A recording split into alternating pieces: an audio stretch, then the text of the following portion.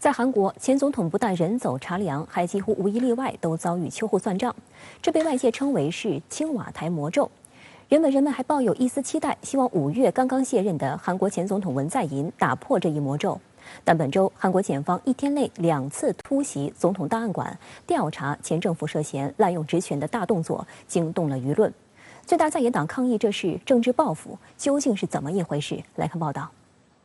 韩国总统档案馆位于韩国行政首都世宗市，隶属于韩国行政安全部，收集有历届总统的档案资料，免费向民众开放。今年6月，该馆才向公众展示了悬挂在殿堂室内的前总统文在寅画像。值得一提的是，韩国总统档案馆成立于2007年，在上周五之前的15年间，历届韩国政府对该馆总共只进行过7次扣押搜查。而在上周五当天，韩国检方就针对文在寅政府记录物进行了2次扣押搜查，韩国舆论形容这十分罕见。据韩媒报道，当天的2次突袭行动分别得到首尔高等法院和大田高等法院的批准。一次是针对越城核电站1号机组提前关闭事宜中可能存在的违规行为。2020年，韩国监察院公布报告，认定核电机组的经济效益被过度低估。今年3月，一个民间团体曾对文在寅提起诉讼，指控他涉嫌滥用职权。韩国朝鲜日报引述反对调查此事的在野党共同民主党紧急对策委员长宇相虎的话称，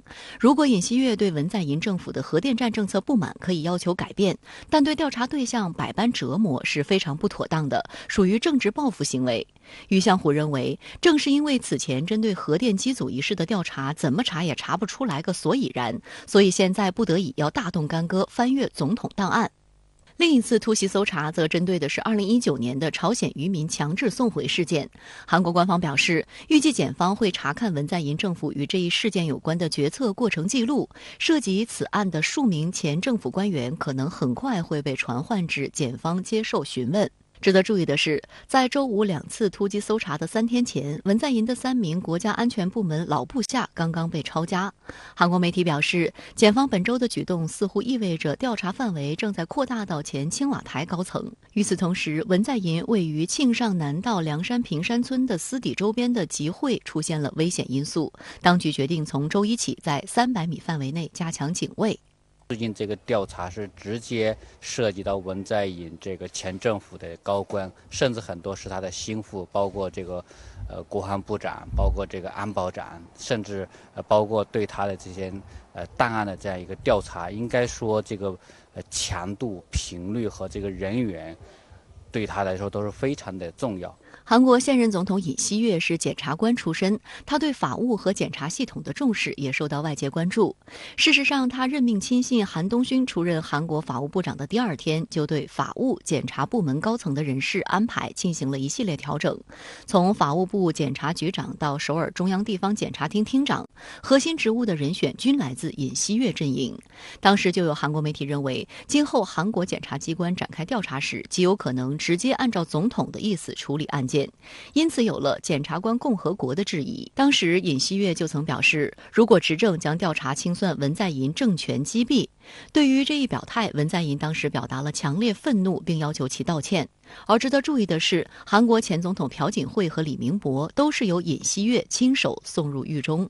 韩国国内有质疑称，这次的调查活动旨在迎合新政府，怀疑有政治意图。韩国最大在野党共同民主党直言，这是韩国现任总统尹锡悦在向前任总统文在寅进行政治报复，检方在编造无中生有的罪名，并要求立即终止调查。共同民主党发言人申贤英也认为，这场搜查的一切目的都是针对前总统文在寅本人。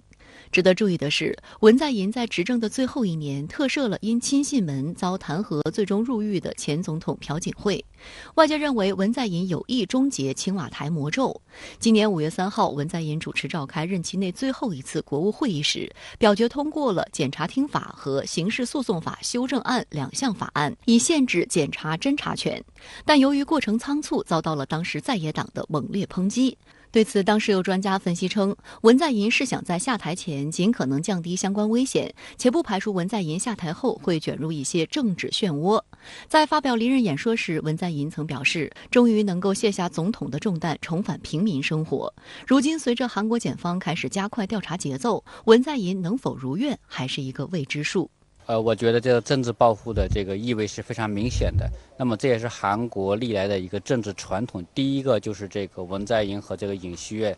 之前的这种关系，应该说是矛盾的一个存在。第二一个就是纯政党斗争，那么保守派和进步派势力之间这种斗争一直是很复杂也很激烈。那么第三一个，我们看到就是尹锡悦当前的这种执政的这个支持度并不容乐观。那么实际上这样一个举措有可能会转嫁一些国内的矛盾，那么也是这种政治斗争的一个需要。历史上多名韩国总统卸任后均以悲剧收场。据公开资料报道，韩国的正式总统迄今为止共有13位，其中有9位因故未完成任期或任期结束后下场凄凉，包括1名任内遭遇暗杀，4名因政变或民运下台，1名任内因弹劾下台，4名总统卸任后被起诉判刑，以及1名在卸任后因被韩国检察院调查选择自杀。尽管有风水学家声称魔咒的延续是因青瓦台本身的风水问题导致，尹锡悦上台后将总统办公地点从青瓦台搬出至位于龙山的韩国国防部大楼，青瓦台总统府成为历史。当时有解读认为，尹锡悦企图树立一个全新的政治家形象，打破来韩国总统的悲剧逻辑。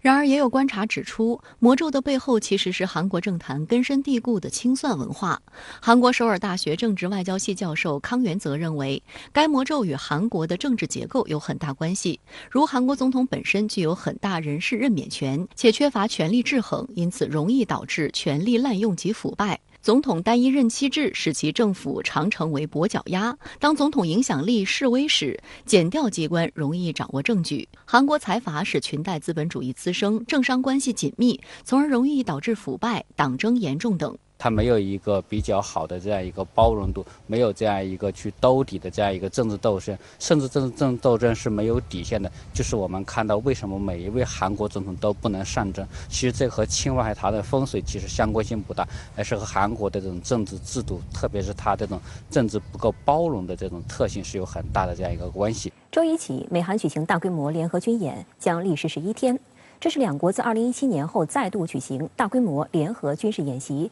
引发外界广泛关注。有舆论认为，美韩此举或将加剧亚洲紧张局势。实际上，在这场演习正式开始之前，朝鲜就试射2枚巡航导弹，以示抗议。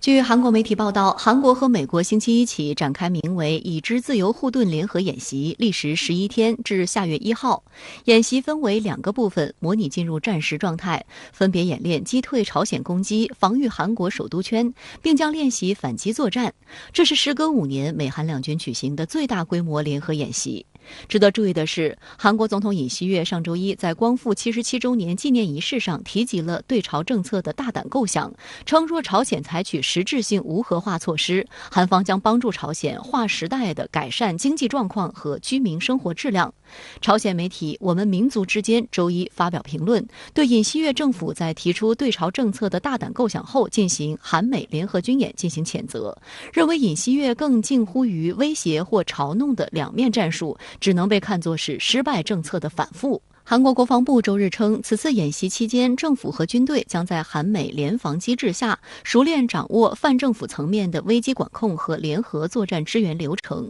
全面提高应对朝鲜发起局部挑衅和全面战争的国家全面战争执行能力。报道称，以此次演习为契机，韩美将把相当长一段时间规模缩水的联合演习和训练恢复正常，进一步加强坚固的同盟关系和联防态势。